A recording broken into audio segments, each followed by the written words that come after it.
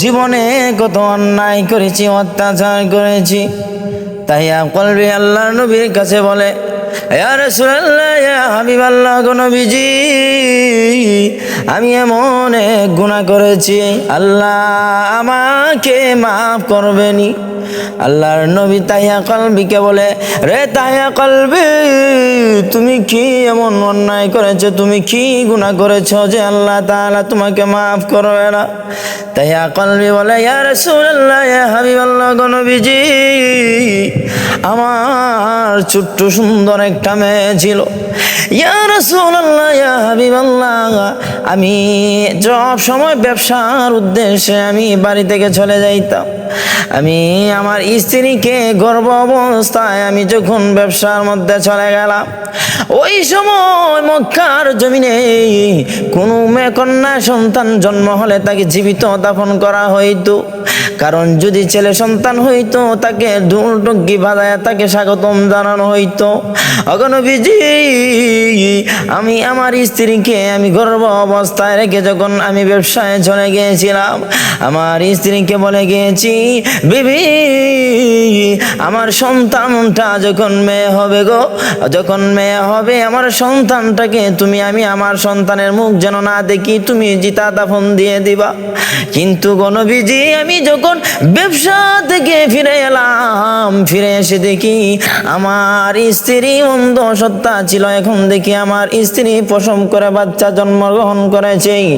আইসা দেখি আমার স্ত্রীর ঘরে একটা মেয়ে সন্তান।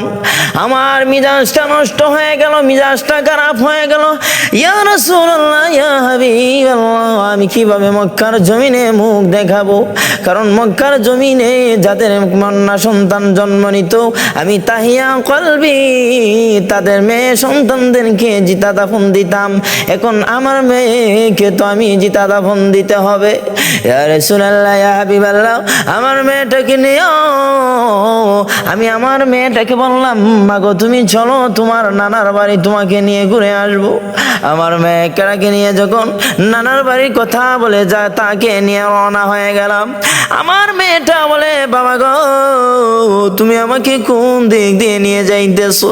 এই দিকে তো আমার নানার বাড়ি না, অন্যদিকে হয়তো আমার নানার বাড়ির রাস্তা আমি চিনি। বাবা বলতেছে, মারে, না না না, তুমি চিনো না, তুমি চিনো না, এই রাস্তা দিয়ে তোমার নানার বাড়ি যাওয়া যায়।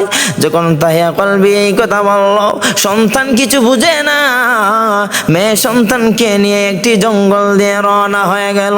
যখন জঙ্গল দিয়ে রওনা হয়ে গেল, জঙ্গলের ভিতরে যাওয়ার পর ওই সন্তানটাকে কাছে রেখে বাবা কোদাল দিয়ে একটা গর্ত খুঁজতেছে।